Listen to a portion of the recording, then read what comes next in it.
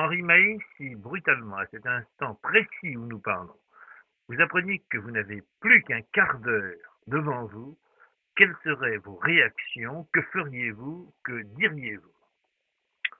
Mon cher Pierre-Loz, je serais très ennuyé parce que j'aime la vie sur cette planète et je voudrais mourir de rire, comme disait Céline.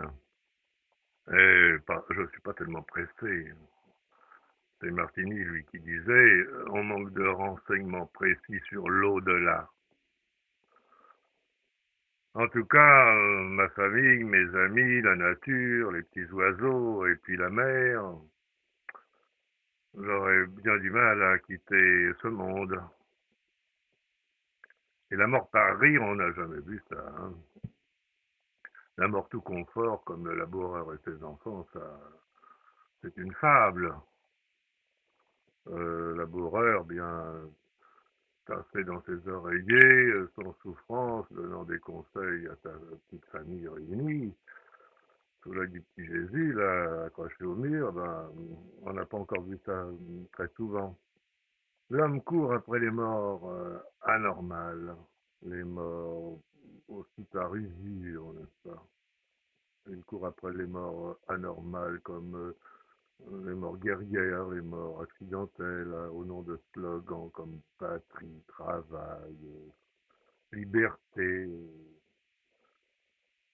Travailler prenait de la peine. Moi, je trouve ça infect pour le laboureur dire des choses pareilles à ses enfants. Prenez de la peine. Travaille dans la joie. Moi, je connais pas ça, à part pour les artistes, pour les artisans, les chercheurs, les curés, si vous voulez, mais le travail dans la joie, non. L'homme dans la préhistoire travaillait pour bouffer ou se vêtir. Ça avait une raison, le travail. À présent, le travail pour le superflu. Il n'en prend même plus le temps de bouffer. Alors, vive le pauvre libre. Et le rouet de Gandhi, ça me plaît beaucoup. Moi, j'aime la vie, et la vie à ne rien foutre. Je suis plutôt printanier, comme je le disais un jour à mon ami Eric Carden qui en a fait un tube. Moi, je suis printanier. Et 10 ans de jeunesse, pour moi, 10 ans de jeunesse à l'école, je tiens à vous dire très prétentieusement que j'étais très bon élève. C'est pour ça que j'ai le droit de gueuler. Hein. Mais je trouve que ces 10 ans de jeunesse foutue, irrécupérable. Et c'est court, la vie. Alors, cette école où on inculque le goût du travail, et bien pire encore, on inculque à l'école, au pauvre petit, le virus de l'agressivité. C'est Conrad Lorenz. Je crois qu'un jour, je crois tout de même changer cet enseignement.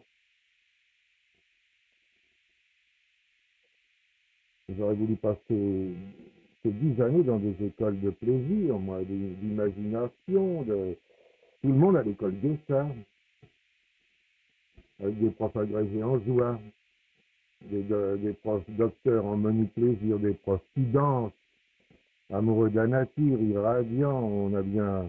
On a bien des instituts Pasteur, on a des instituts du cancer dans le monde entier, on a des léproseries. Et Céline l'a suggéré, la réforme, hein, durant la défaite. Il l'avait appliqué, lui, la réforme scolaire. Et s'il y a l'école garderie d'enfants, l'école des hauts murs, l'école du débarras des familles, l'école placard, on n'a pas empêché de passer son bac. Le mois de vacances, moi j'entendais l'autre jour un père qui disait maintenant on augmente les vacances. Alors moi j'ai un mois de vacances, qu'est-ce que je vais en foutre de lui, du môme, on peut y parler du môme, hein. Qu'est-ce que je vais en foutre pendant ce temps-là? Alors les écoles c'est ça, quoi. Et on peut très bien s'inscrire, que ceux qui sont doués s'inscrivent, et ceux qui ne sont pas doués, ça s'automne. Céline était douée, il s'est inscrit seul. Et mon ami Grondasville aussi, c'est un conteur extraordinaire, il a inventé un rire nouveau, lui. Il écrit des petits contes étonnants, moi, qui me font rire, et c'est un rire grinçant, un rire C'est sympathique un rire nouveau.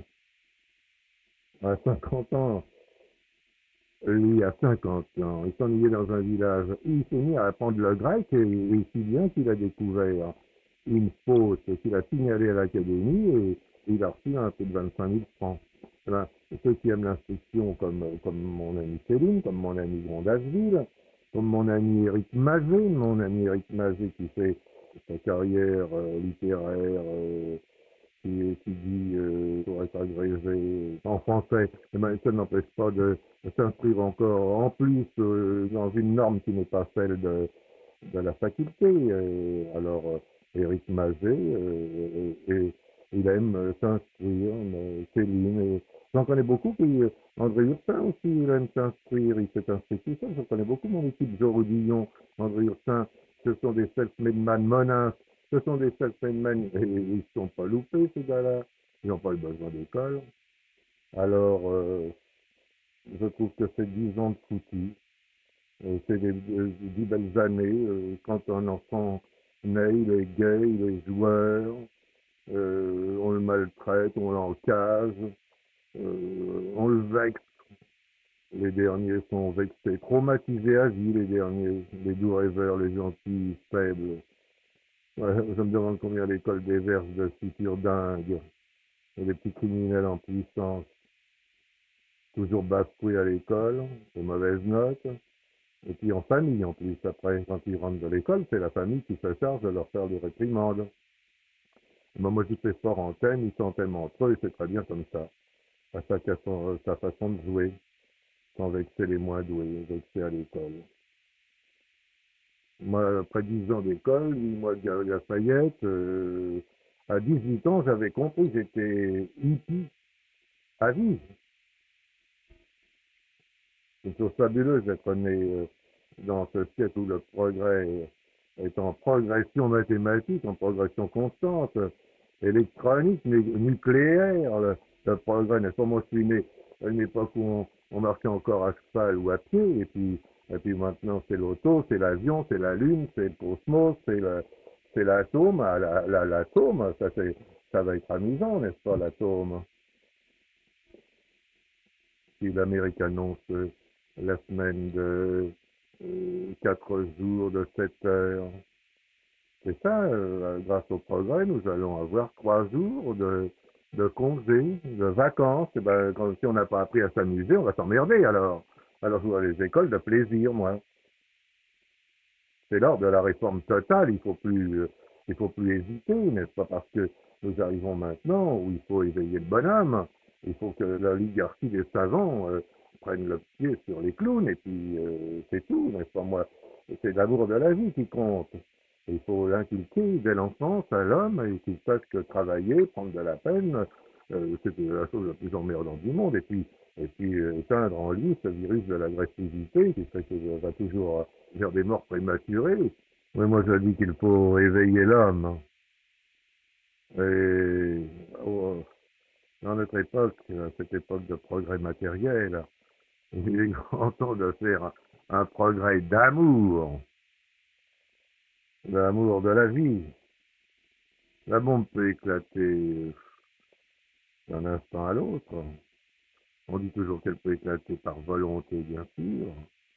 Mais je me souviens de mon adjudant là-bas qui voulait toujours, qui me collait toujours de garde aux munitions.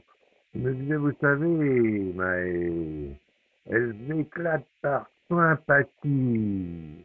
Alors je voudrais pas que la bombe atomique éclate par sympathie. Moi j'aime trop l'existence. Alors mon dernier message avant le chaos, ça serait cueillir dès aujourd'hui les roses de la vie. Un petit général français qui l'a dit, on a 10 fois de quoi faire sauter la planète.